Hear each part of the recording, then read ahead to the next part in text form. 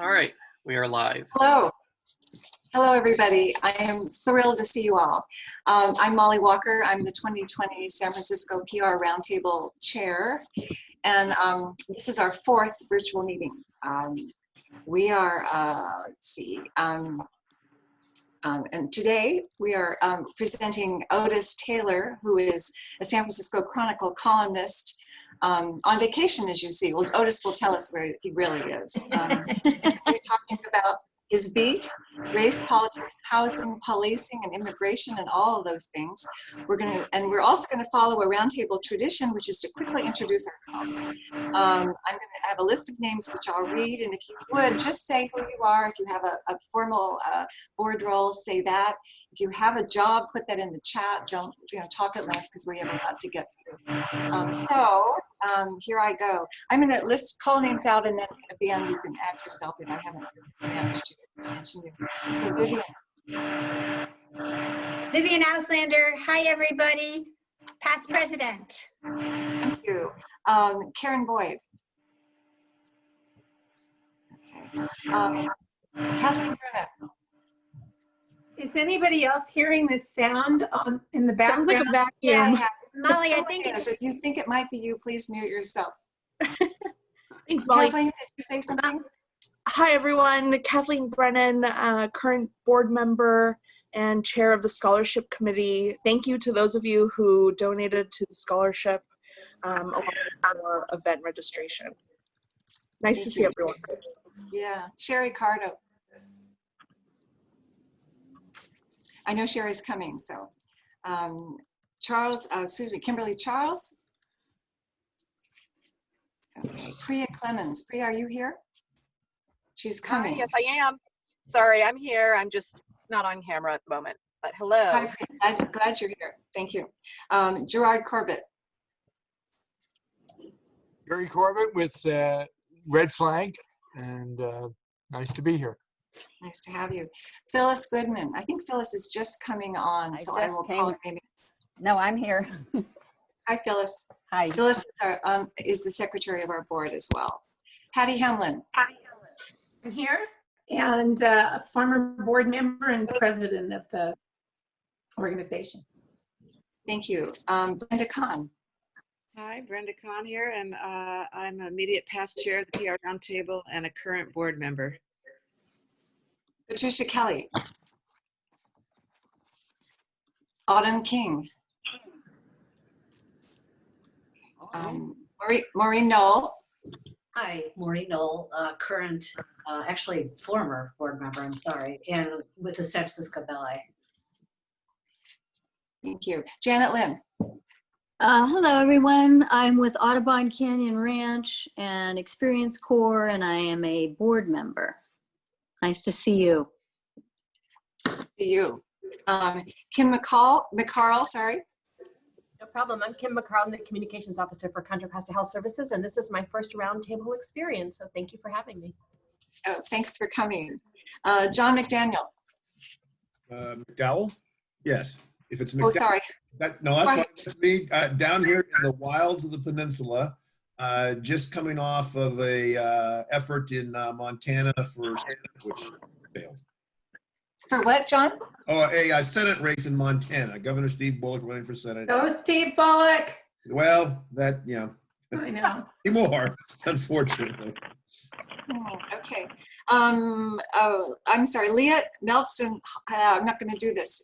Leah, are you here? Okay. Sorry. Kathy Morley Foster. Leah Meisenheimer, yes. Vallejo resident. Oh, Leah, what's up? Leah, yes. I know Otis's work, and so I'm quite excited to hear him speak today. Nice seeing you, Leah. Nice to have you. Great. Ellen Newman. Did you want me to say something? Oh, yes, please, Kathy. Sorry. It's okay. Hi, everybody. Kathy Morley Foster. I'm past chair. I have a firm, Morley Foster Consulting, and I also live in East Bay. So, yay, East Bay Otis. Yay. Terry Peckham. Terry, are you joined us? I know he's coming. Okay. Jen Potts. Hi, everybody. I am with the Archdiocese of San Francisco, and I'm a current board member. Paul Rose. Hi, I'm with Lighthouse Public Affairs, and I'm a current board member. Glad to be here. Gilbert Salinas.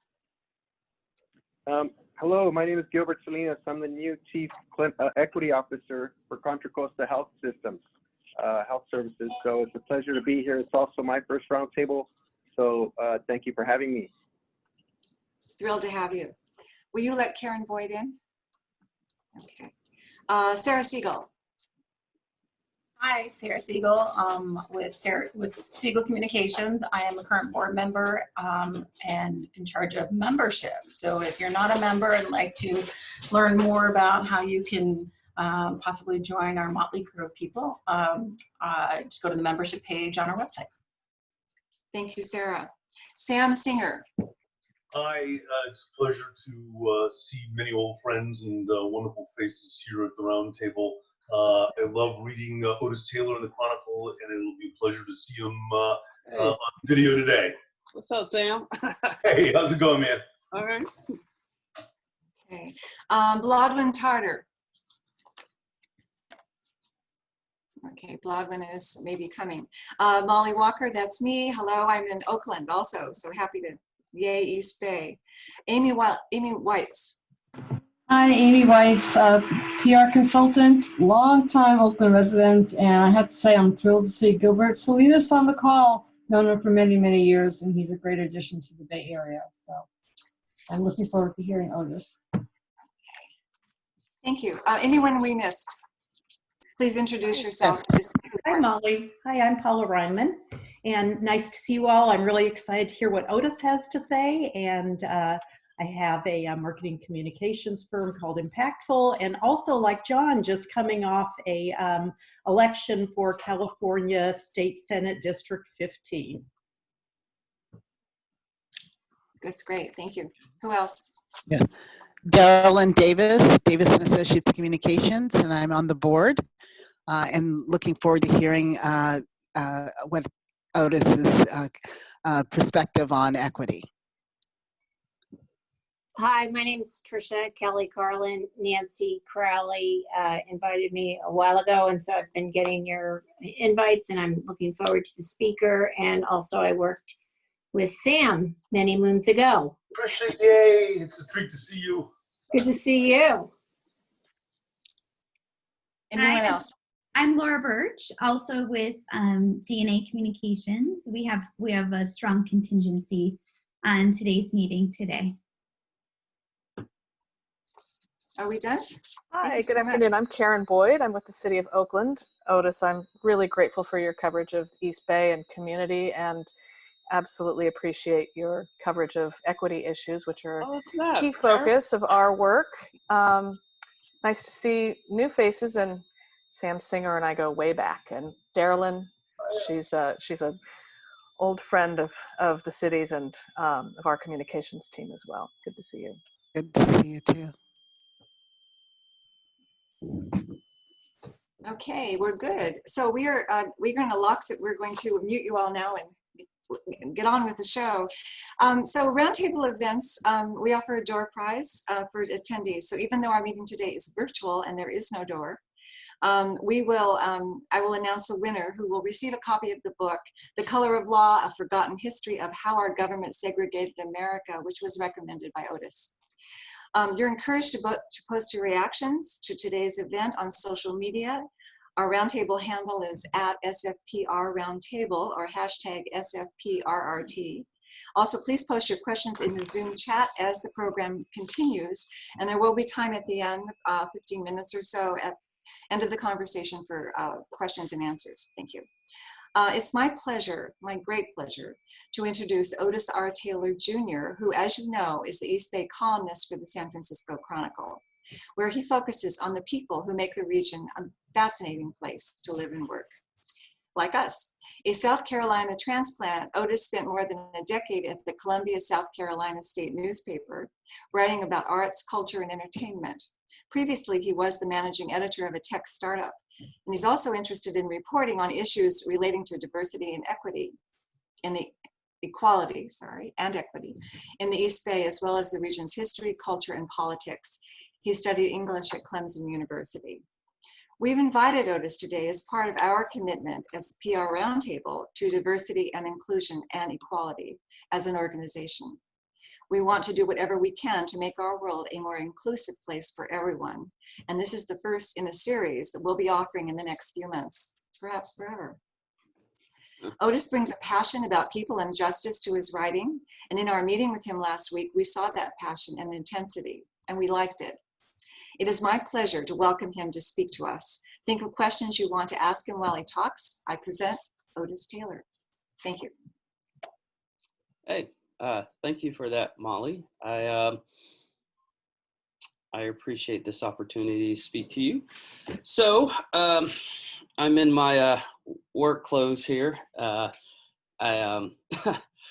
I used to go into the office so long ago, my colleagues used to call me Mr. Rogers because I like to have a cardigan sweater to put on.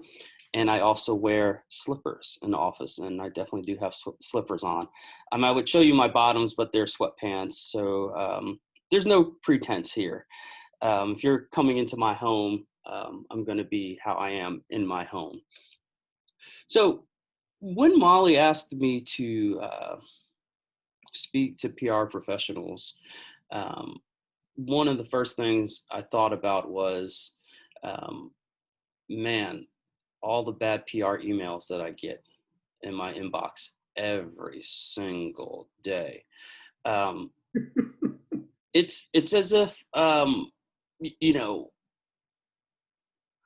I feel that I'm busy, and I always think I could do more, but what I don't have time for is reading, you know, a multi-page email about whatever. I really appreciate those PR professionals that just get to the point and put their ask front and center. Just, you know, it's similar to when I email, say, Karen Boyd, hey, this is who I want to talk to. Are they available? Give me a call, or email me, or text me.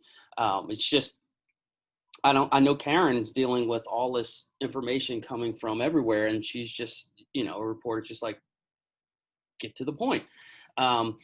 Sam, who's also on the call, I gotta say, Sam's one of my favorite PR people. We've worked on some, you know, some tough issues together, but Sam picks up his phone, it calls you, and he responds, and it's just very succinct. I think I've gotten a few form emails from Sam, but pretty much with Sam, it's just, here's the information you need, holler at me if you need more. I really prefer working with PR people who want to keep the interaction conversational. I mean, that's how I, you know, conduct my interviews. That's how I am when you call me. That's how I am when you email. Let's drop the pretense. We both want something, or we both need something. Just come at me like a human being. Just come at me like someone you want to talk to, instead of this pretense, this aura, this air of professionality, which, I mean, you can still be professional and be a human, right? And that leads me to how I got here to Oakland. I was raised for my first 12 years in New Jersey. And then my parents moved to South Carolina, where I finished out high school, college. Once I graduated college, and, you know, my hair is long now. I did just get a haircut in September. But after I graduated college, I was having, not a hard time, but I was having a difficult time finding positions with local news organizations. And I remember I was home, and, you know, I just talked to my mom about it. And my dad's like, oh, come out in the garage, I want to show you something. And, you know, at this time I had what would be termed nappy hair. And I mean that in a negative sense, by professionals. And my dad pulled me in the garage and he was like, son, you need to cut your hair. And I was like, why? My hair is just natural. This is my hair in its natural state. I actually like it. Well, if you want to get a job in white America, you need to present yourself in a way that's palatable for white America. I sensed an opportunity there, and I got right to the point. If you want me to cut my hair, Dad, I think you need to raise some money to fund my haircut. I don't have any money. I don't have a job. So, you know, what can you do to help me? He's like, okay. And I remember my uncle, his brother, and my grandmother came to town. I believe it's that weekend. Next thing you know, I had $500 in my hand. And I was like, okay, I can afford a haircut. All right, I'll go cut my hair. And I cut my hair short. And you know what? My dad was right. I got hired, albeit part-time, but I got a part-time position at the state newspaper where I had been stringing, where I had already interviewed for a full-time position. And my dad also told me, he was like, once you get the full-time position, then worry about growing your hair. And sure enough, once the state hired me full-time, the hair just started growing again. I spent 10 years working my way up from, you know, sports agate clerk to a part-time sports writer to part-time features writer to a full-time features writer to when I left, I was the lead culture writer of this newspaper. But I wanted something more for myself. I felt very confined in the South, and I wanted to experience living in a city with more diversity. So in, I believe it was October 2012, I was in Washington, D.C., in Washington Square Park with a friend, and she said that she was moving to San Francisco and that I should come with. And I was like, you know what? That sounds like a great idea. But of course, I'm a very practical person. I was like, I need to make a budget. I need to save money. And I put together a 8-month plan, but it took me until August of 2013 before I moved out here without a job. And y'all, I'm telling you, I was just gobsmacked by the rental prices in 2013. I mean, right now I'm flabbergasted by them, even though they're coming down. But in 2013, I just, wow, to live in San Francisco, it was expensive. Now, this is a guy coming from South Carolina where I rented an apartment. I had a bedroom, you know, decent sized bathroom, plenty of closet space. I had a okay kitchen. I think it was kind of small. I had a dining room, a living room, and I had a study. In 2013, when I left South Carolina, living in the capital city, I was paying $525 for rent for all of that space. We moved out to San Francisco and we're renting a room for $800. And actually, excuse me, it was $800 a piece, $1,600 for the room. I really didn't level up. And then, you know, I came out here and I'd save money, but my friend couldn't find a job. And so, you know, I went from paying $800 on no job to $1,600. And that's when I was like, it's scary out here. And I'll speak about living out here, but that's why I feel for people who can't afford to subsist in the Bay Area, because I know what that's like after saving for 8 months and just watching my bank account dwindle because so much of my money is going to rent.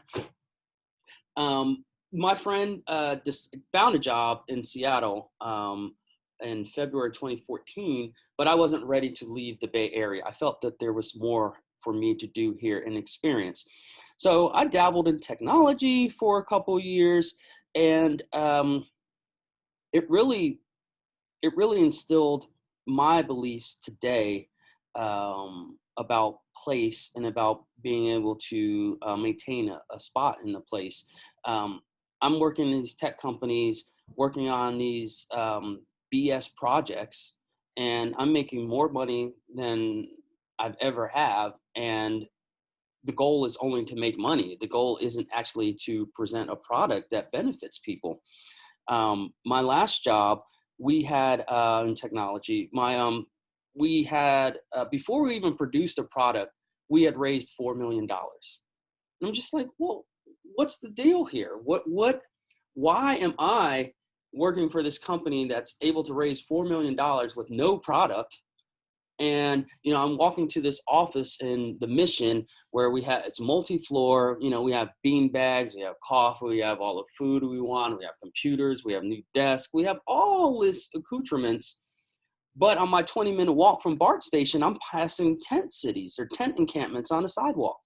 How the hell is that possible when all this money is being tossed around? And I just started getting disillusioned because I couldn't not see it. I couldn't not see the despair on people's faces when I'm walking by them. And they're people. Like, I know some people, this is an issue or it's not my problem. But to me, I'm part of the problem. At that point, I can afford to live in the Bay Area, and I can see people who can't. So while, I'm working, 10, 11, 12-hour shifts, and I would leave the office and I would walk and if someone stopped me, whether they're asking for money or wanting to talk in these tent encampments, I would stop and talk. And there was a guy on Mission Street who refused to take money from people. He was principal. But if he did a dance show or if he scraped gum off the sidewalk in front of Mission businesses, if he swept in front of these businesses, then he would take the money. He needed to feel like he was working for the money. We would just sit on the crates outside. He just had 2 carts, and somehow he managed to erect this space in between the carts, and he would sleep there. So his life was in motion constantly.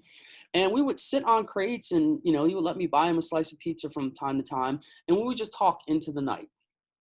And finally I was like, hey man, so I'm a former journalist. Would you be interested in telling me your story? How did you get here? And he did. I wrote it. I liked it. And I want to do more of this. And I was leaving work one day and I saw this woman sitting on, those shaggy bathroom mats. Completely gross, but she had pulled it out of this dumpster and she's sitting on it and she's got these scissors that are just really dull. So she's having a hard time cutting it. And it's like, man, that's just so interesting. I walked half a block and I turned around. I was like, I'm going to go talk to this person. So I sit down. I'm like, hey, do you mind if I just talk to you for a little bit? And she looks at me for, 10 seconds. She's like, what, you just want to ask questions? And I was like, yeah. I want to know how you got here, what your story is. And she's like, you're not one of those guys that's going to do anything funny. And I was like, no, I'm not. And she's like, okay. She proceeds to tell me she's a furry and she's making a new costume. I noticed she had a bandage on her wrist, a hospital bandage. So she just had a hospital stay. I'm like, okay, this is interesting. And then she told me one of the most fantastic things I've ever heard from a person, I just walk up on. She was like, oh, yeah, a couple of years ago, I was part of an international custody battle because I met a guy who was my boyfriend. He lived in Brazil. I met him online, and then I flew to live with him. And his parents or his uncle wouldn't give me back to the Brazilian government. And I was like, no way. So I go to my phone, and I'm like, holy shit. She's telling the truth. Here she is in the flesh. International custody battle. I mean, I'm talking about Good Morning America, Today's Show, just New York Times, all of this stuff. And here she is, after her parents got her back, she's on the streets of San Francisco. She lived in Massachusetts, but here she is in front of me on the streets of San Francisco. I'm like, yo, can I hang out with you tonight? And she's like, for the whole night? I was like, yeah, I mean, until you go home. She's like, home? I'm just going to find a place to sleep in a park or something. I'm like, okay, well, show me the ropes. Man, we went dumpster diving. We walked these San Francisco neighborhoods, and she's pointing out cars, homes where people are leaving stuff unprotected, and what she would do if I weren't there, if she needed, the money right then, how she would take from people to survive. and just how she, sourced clothes, how she sourced food. I'm talking about dumpster diving, where she'd pull out food that were tossed by restaurants that you and I would be glad to eat if it was free or $10 cheaper than what it costs. So I wrote about her, and so when the San Francisco Chronicle, I think it was 2016, decided to run the SF Homeless Project, the organization I was with we decided to participate. And sure enough, I looked at all of this content, a lot of this content about homelessness in the Bay Area, and very little of the content actually interacted with people who are experiencing homelessness. Now, we can have all the talking heads in city government who have experience dealing with people who are unhoused, but how do we know what to do if we're not interacting with the unhoused? And I found that local news organizations, I won't name them, had pilfered some of my copy because I don't know why. I mean, I didn't get into that argument. But I guess I wrote in such a way that the Chronicle recruited me to come aboard as the East Bay columnist, which I'm doing now. And when I was hired, and again, I'm making a lot of money writing homeless stories for fun. And I told them that the previous columnist, it seemed like he wrote from the top down, where he's talking to city officials, talking heads, and not the people. I told them that I was going to focus my coverage on the bottom up if I was hired. And I guess obviously they agreed with that.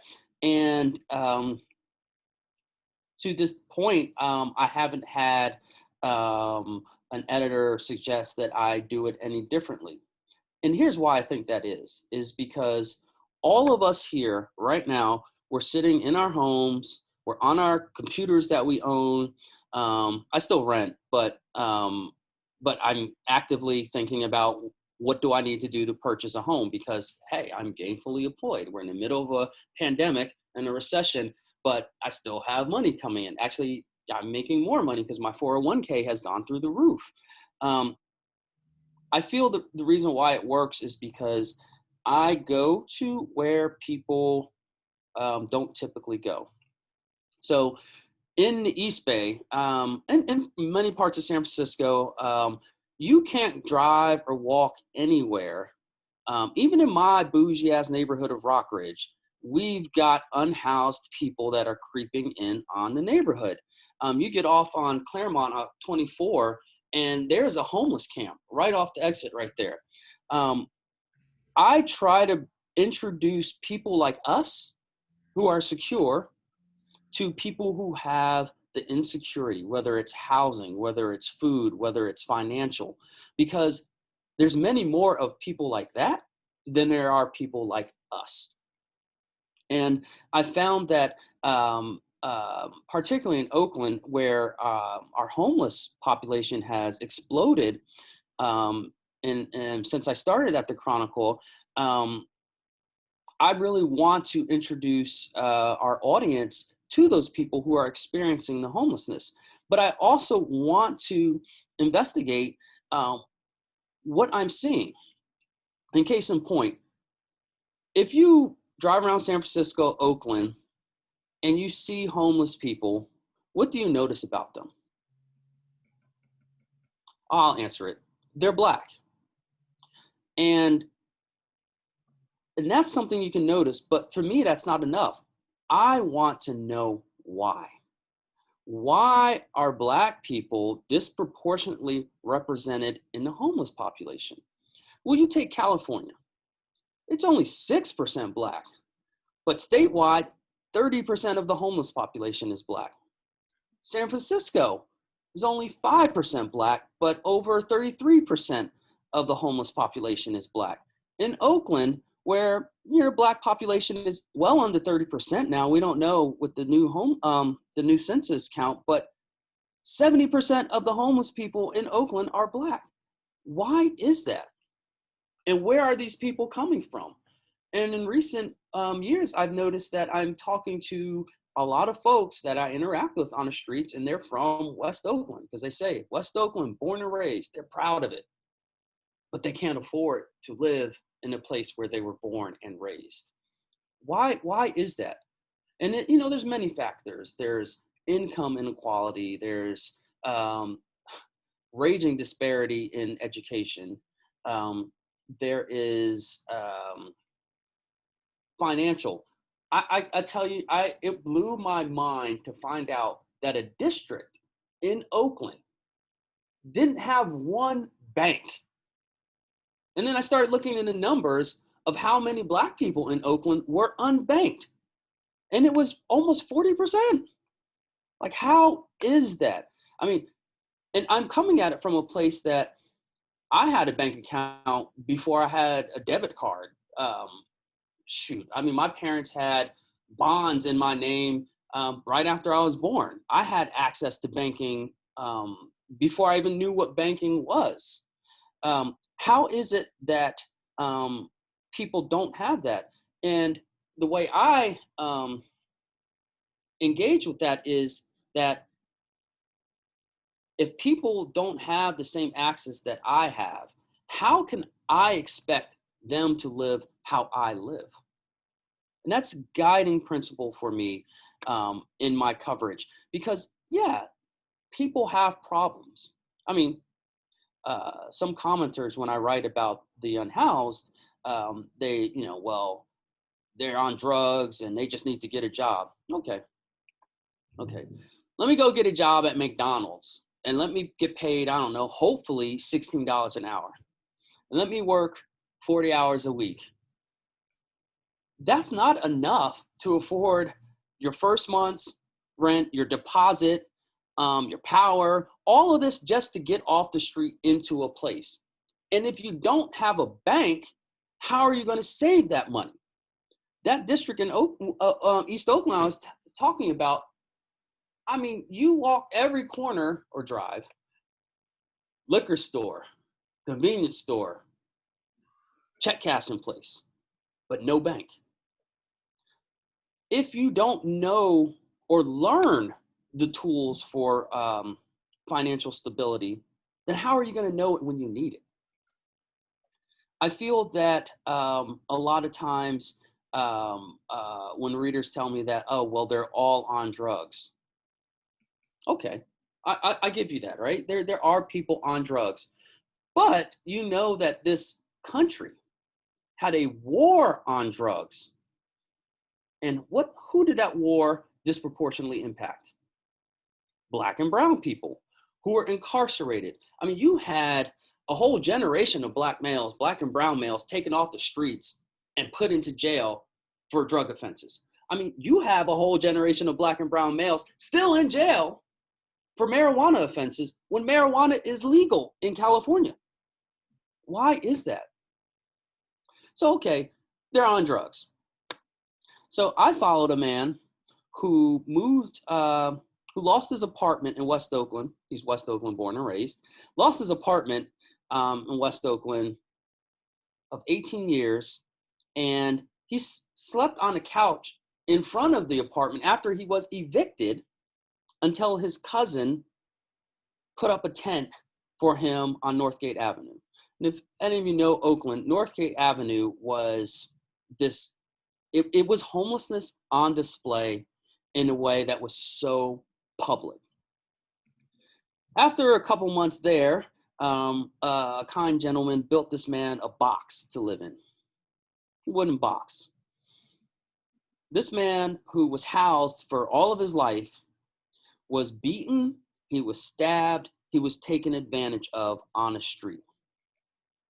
And when you get inside that, you realize that it's not just other unhoused people taking advantage of unhoused people. There are predators who come into homeless encampments to steal their stuff, to beat them up, to take their money. Predators who have nice cars who do that. So this man gets his box, and then he moves into the community cabins, this pilot program. Well, it's not a pilot anymore, this program that the city of Oakland has set up And while I do have problems with the program, I do applaud the city for trying to interact with their homeless population in a way that attempts to help them. Because if you don't know, like, homelessness deteriorates a person, their mind, their body. It just takes so much out of a person to live on a street. So I don't think the expectation is fair to think that they're going to respond to a situation the way you or I would. So this man moves into the community cabin, stays for a couple months. Even in the community cabins, he's having trouble with people. He finally gets an apartment in East Oakland, far away from his community in West Oakland. That man was dead within 9 months. Dead. Before he died, he called me, because this man would call me, hey, keep in touch with me. He would call me just frantic because he couldn't figure out how to pay his rent. And I'm going to tell you guys that it took me a day and a half, and I'm a reporter. I've been trained, I can find housing for myself. It took me a day and a half to figure out what the problems was. I mean, I had to call the city of Oakland. I mean, I had to call the housing authority. I mean, I had to call community service providers. I mean, I even tracked down this person's social worker to figure out how does he get to this point. I talked to his landlord. It took me a day and a half to figure out. And I'm expecting this man who's just been living out in the street for like 2 years to have the wherewithal to be like, okay, how do I pay my rent? It doesn't happen. And this social worker is so overworked. So yeah, when I say I'm for defunding the police, no, I don't want lawlessness. I think we should put more of our money into things like, I don't know, social work. I don't know, teachers. I just feel that a lot of our budget is spent on practices and policies that aren't serving the community. Because while police budget has exploded, continues to go up in Oakland, guess what? It's also going up. Our unhoused population. Why is that? Why don't people have the tools that you and I have to survive? It's not as simple as home life. When this man, when he passed, I went to a funeral where the mayor of Oakland showed up, and I'm meeting a lot of his family there. And I realized that there's other members of his family who are unhoused currently. How is that? How do you have generations of people who can no longer afford to live in the place that they were raised? I feel that there was one issue where Sam and I worked closely on. It was the Moms for Housing. And Sam, he explained to me that, look, I represent someone who bought this fair and square, and the law is on their side. I can't argue with that. You're right. You are right. But as a columnist, I feel it's my duty to show that the laws have not always helped the people most in need of help. And if you understand how West Oakland was formed, the housing, that where the house was that the moms illegally, and I made mention that they illegally moved into that house. West Oakland was one of the few places that Black people could live when they moved out here to help with the war effort. West Oakland was one of the places where Black people could get loans so they could buy housing. There's this thing called redlining, where it's government sanctioned to for federal housing statutes that allowed where or determined where Black and brown people could get lending for housing. West Oakland was, as far as places in this country, was one of the places where Black money had some power. What do you see in West Oakland now? You see Black homeless people, and you see white people moving into the homes that Black people used to own. Why is that? The last housing crisis we had, which was spurred by Wall Street banks, deeply impacted Black and brown neighborhoods. Why? Because of the loan terms that were given to the people in those neighborhoods. One of the culprits is the so-called pick-a-pay loan, where, hey, I'll give you this financing, but you have to sign here. Your loan is this much this year, but guess what? In 3 years, it's this much. 5 years, it's this much. I'm having trouble struggling to pay right here, so I get the loan so I can get some money in my hand. Do you think I'll be able to pay up here? Hell no. Houses come back to the banks. Guess what? The banks sell it to housing speculators. Guess what? Those housing speculators fix up the house, and then they either rent them or sell them at prices the people who were living in the neighborhood originally cannot afford. And that's what happened in the case with Moms for Housing. And that's why it was such a contentious issue, because there's no way that I can't even afford the housing prices in West Oakland. And this was a neighborhood not too long ago where you couldn't find white people walking in. I sat on this guy's porch in West Oakland. It's an area called Dogtown.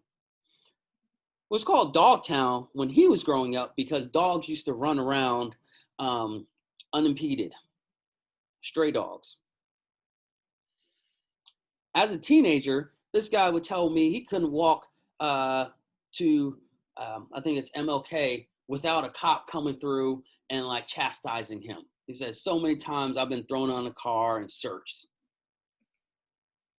Now, he says the cops harass him, asking him, what is he doing in that neighborhood? His mom owns 2 of the last houses that are owned by Black people in that neighborhood. And he says there was a time where there was nothing but Black people in the neighborhood. And now, when we're one of the only families here, I'm getting sideways looks from my neighbors. Why is that? Why do you think that is? I often find myself writing about race in my columns, not because I'm a racist, not because I'm a race baiter. It's because systemic racism flows through every institution in this country. I mean, hell, the city of Oakland had hired Darlene Flynn from Seattle to head the Department of Race and Equity. And, you know, sometimes I'll just sit and talk with her and my mouth is just, I didn't know these policies were in place. Like, how do you train a city to do work with equity in mind? You have to throw away everything that was before and retrain people to think about it. In Oakland, streets are an issue. The Department of Transportation, I think that's the Department of Transportation, they decided to repave Oakland roads with equity in mind. I was so for that. But I was so disheartened when people in the hills, just the realness, my phone's going off. There are people in the hills who are upset that their roads wouldn't be paved first, and that roads in the flatlands where Black and brown people were going to get the majority of attention. To me, I'm like, this is what equity looks like. These neighborhoods have been devoid of investment, infrastructure money, education, all of this. The least you can do is give them a smooth ride to work, because guess what neighborhoods have people working? Those neighborhoods right now. We're all at home on our computers. Those neighborhoods don't have the luxury. I try to talk to readers when they call me out, when they say you talk about race too much. I try to tell them why. This is why. And as Molly mentioned, The Color of Law, I mean, this is a book where it gets broken down how the neighborhoods we live in, were established, and why you have this almost you have police occupying other neighborhoods. It is really tragic. And I find often I moved out to the Bay Area because I wanted more diversity. But as I've researched more and I've interviewed more people, UC Berkeley Institute Othering and Belonging released a report in 2008 The Bay Area is one of the most segregated areas in this country. So here we are, you know, in the Bay Area. I'm saying we pride ourselves on our diversity. Well, you know what? We are diverse. The Bay Area is 60% people of color. But guess what? Where we live, the Bay Area has some of the least amount of diversity in California and this country. I know in my neighborhood, I can count the number of Black and brown people and Asian people in my neighborhood. But you know what? I live in this neighborhood because I walk out of my front door and I've got 2 grocery stores and a market within 12 minutes of my front door. Who wouldn't want that? Who wouldn't want to have access to quality food, to banks, to public transportation? Who wouldn't want to have access to restaurants, quality restaurants? Bilotti, shout out to Bilotti. I love that restaurant. If anyone ever gets a chance to go there, it's the best. I mean, sorry, I got sidetracked. It's so good.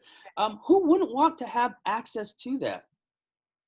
But the fact remains, and we can't change it, that the fact remains that our elected officials are not representative of the communities that we live and work in. Why is that? That's my ultimate question, is why is that? And I've taken it upon myself to try to answer that as best I can, and I don't always get it right. One of the things that I do enjoy is constructive conversations from readers, and even people I disagree with, where it's like, we can just have this conversation. We don't have to sling insults at each other, because I'm not slinging insults. I'm using data that I found that I hyperlink to. You can find it yourself. One of those instances arose yesterday or this week, where in Discovery Bay, which is on the eastern edge of Contra Costa County, a white woman approached the home of a Black family and leveled the allegation that her dog was attacked. Well, the Black man who lives there is like, no, I have it all on video. That didn't happen. When he didn't acquiesce to her demands to keep the dog inside, she leveled an allegation at him, or allegation. She said, you're a Black person in a white neighborhood and you're acting like one. And when he rebuffed that, she says, why don't you act like a white person in a white neighborhood? There's a couple of problems there. One, we're in the Bay Area, we're post-racial here, right? Two, what does acting like a white person mean? Or a white person in a white neighborhood? Does that mean going up to your neighborhood, into your neighborhood, knocking on their door and telling them that their dog attacked them when the dog didn't attack them? What does acting like a white person in a white neighborhood mean to her? That was racist. I mean, just point blank racist. But why did this woman feel so comfortable to knock on this family's door and say something like that to them? Why? To me, it's a vestige of slavery. It's a vestige of this country's racial hierarchy that allows some white people to feel comfortable telling Black people what spaces they're allowed to exist in. And in the column that ran this morning, I use an example of going to Utah. And here's the thing that white people might not know, that Black people are aware or self-aware when they enter white spaces, because Black people know that if you're in a space where people are unaccustomed to seeing Black people, it's alarming.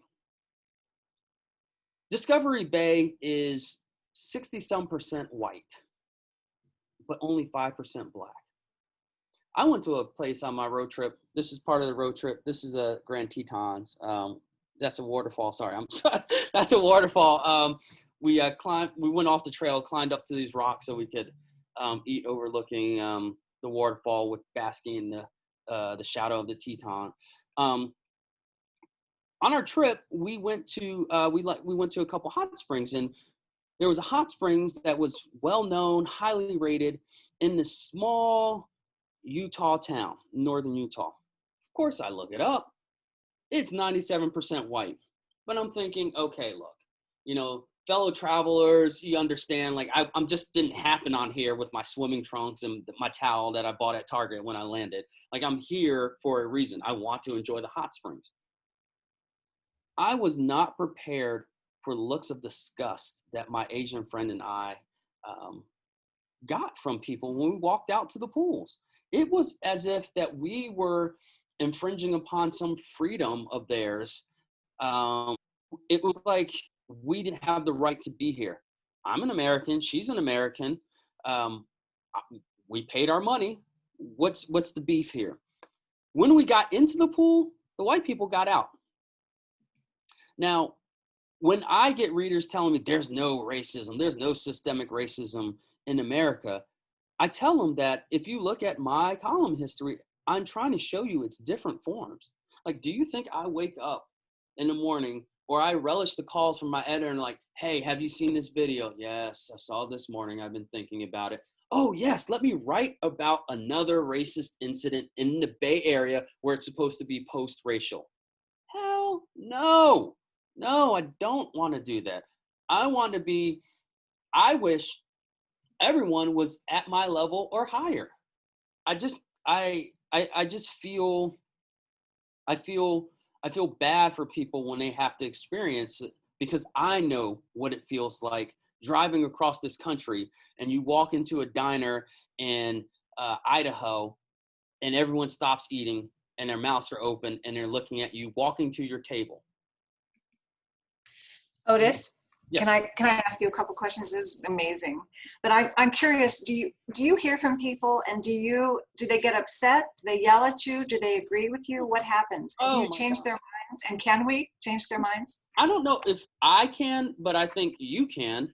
In all honesty, every time I write about race, the people who are upset in my inbox are white men.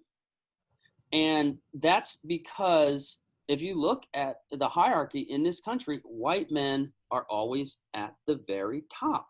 Why is that? Who wrote the laws of this country? Who stands to benefit for the way the things are right now? Now, I'm not suggesting that all white men are bad. What I'm saying is that my inbox right now is filled with white men telling me that racism doesn't exist. And my response is, it's easy for you to say that racism doesn't exist if you've never had an experience where someone looked at you sideways because of your skin color. You just don't know the impact of racism because you haven't experienced it. And you're also telling me that my experiences don't matter to you.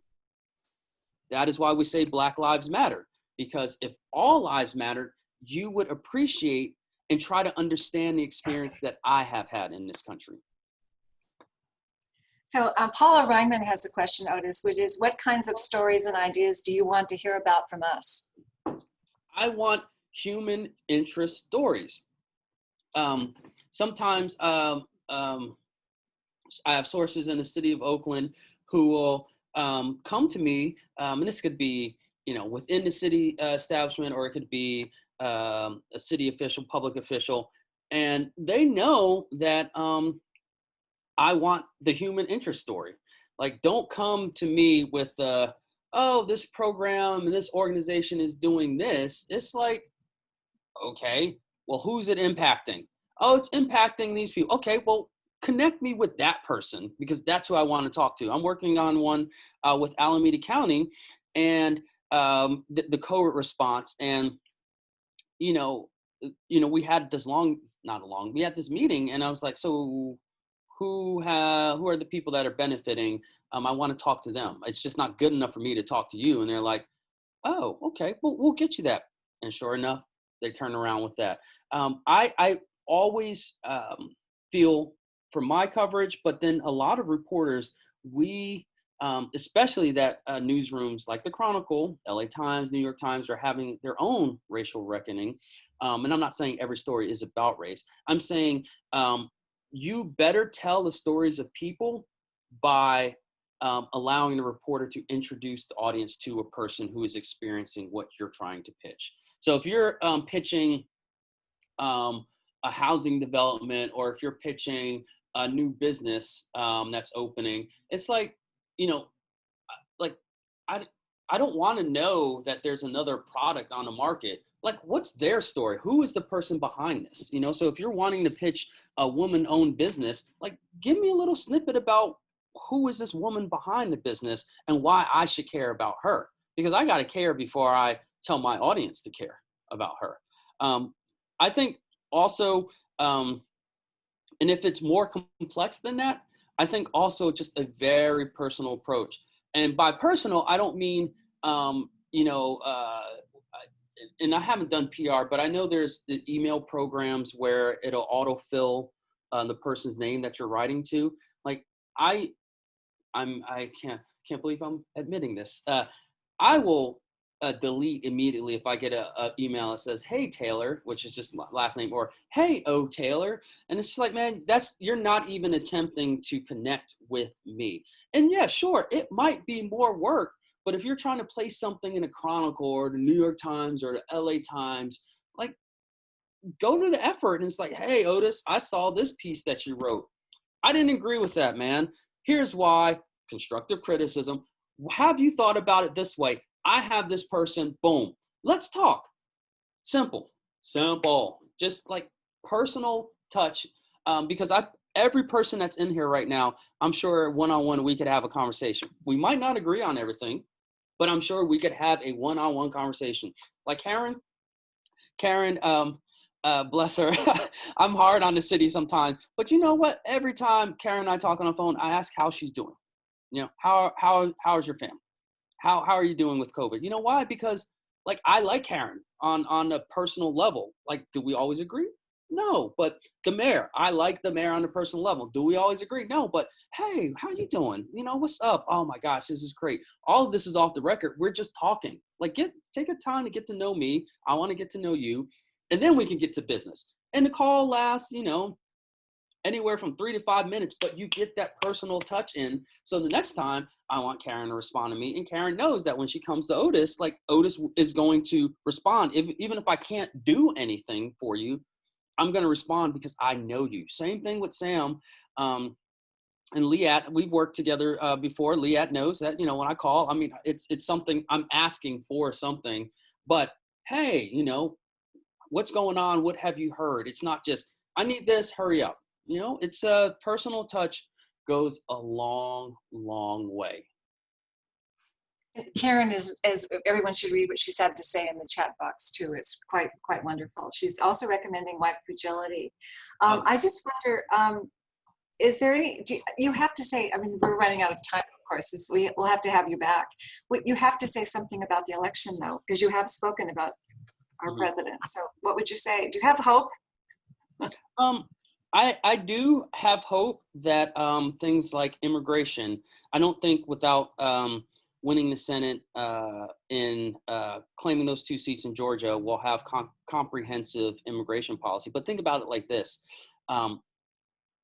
Immigration policy hasn't changed since 1996. It has to change. Our economy depends on it. Not just, you know, our resources, our economy depends on it. Am I hopeful that that this country is going to heal anytime soon? No, because this country allowed a demagogue, a misogynist, a serial assaulter of women, a racist become president. Now, that combination in the person isn't anything new in America, but it is sending and so blatantly public with it to the highest office in the land. I mean, you're talking about a racist, a person who, like, his supporters don't believe a mask helps. No, that science, no. They believe that the election was stolen, of course. So they believe that without any evidence, but they don't believe more than 24 women who have said this man has assaulted them with evidence. It's crazy. I think the country has a long way to go. I think we might be in for a lost decade. And I feel that we need more white people to want to address issues that we see every day, because it doesn't happen without that. And Sure. I'm hopeful that the young people will do what's right, but the financial muscle is in people who are older than I am. And, once we get farther and farther away from the action that's happening in city centers and the streets, we are less likely to engage. And that's troubling. There's one last question. I think this has to be the last one, unfortunately, from Daryl and Davis. What impact do you think Kamala Harris will have on public policy and racism? I'm skeptical. I think she will be a public face. I know I loved watching her grill people that appeared before the Senate. But I also know that following her career arc from the Alameda County's DA's office to San Francisco to Attorney General, she didn't do nearly enough to address injustices that have become law in her position of power. For instance, as Attorney General, she wanted to prosecute the parents of truant children. Like, how is that going to help this punitive policy? How is that going to help the parents of truant children when these parents are already struggling just to afford to live in the areas that they live in? I think she will be a public face and she will be a public voice, but enacting policy that will take a strong Congress and a strong Senate. And I'm not sure that we have neither right now. But if it's about keeping the discourse, public discourse going, I think she will. And I think being the vice president will afford her some latitude that, say, President Obama didn't have to speak on issues of injustice. I hate to do this. Will you come back, Otis? Yeah, I'm sorry. Sorry guys. I told Molly that I get really energized, and so I apologize if I rambled on. But it's all interesting. It's fine. Yeah, it's been a pleasure. And email me. My email address is otaylor@sfchronicle.com. I love talking to people. It might take me a day or two to respond, but I like to respond. I think that's part of my job. Some of my colleagues just don't respond to email, but if you come at me, hey, let's talk, I will respond. But if you're like, you're wrong, you're stupid, you're a leftist, you're a Marxist, oh my gosh, those people, delete. So I appreciate the time. Thank you for having me. Thank you so much. Amazing. Yeah, there's so much more to be said. I didn't want to stop you ever. So thank you very much.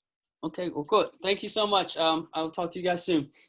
Okay, great. So that was fabulous and so interesting. Thank you for sharing with us. And watch our website. There will be a recap by Phyllis Goodman. Now, the highly recommended book, The Color of Law, Forgotten History of How Our Government Segregated America, goes to Kim McCarl. Okay, and so I will be in touch and we'll make sure that you get a copy of that book. And now just a little word about the PR Roundtable. We're so happy to have you all here today, and we'd really like you to become members and be part of us. We are one of the nation's oldest PR organizations. We're friendly, we do great work, and we would love to have you join us. You can visit us at sfprrt.org. or get in touch with our membership chair, Sarah Siegel, at membership@sfprrt.org for more information. The Roundtable has lots of events. We used to be on kind of an every other month schedule, but with COVID and the pandemic, we've been doing them monthly, and they've been a lot of fun. So we would like to continue to do that. Please watch for notices. We are currently planning a virtual holiday event, which is scheduled for Wednesday, December 8th, probably around 5. And it will be virtual. We actually need a speaker. Anybody want to speak? We'll have breakout sessions. I think it'll be a lot of fun. We're also planning something interesting in January. Thank you so much for joining us today. Please let us know what you thought of the event when we send you a survey. I think that's it. Thank you. Thanks, everyone. See you guys. Great. Great. Thank you. Thanks, everybody. Thank you. Thank you for participating. Thank you. Molly, thank you. This was really great. And thanks for the hard work. It's phenomenal. And Brenda, thanks for, and everybody for all the work that you did. It was really worthwhile. Thank you.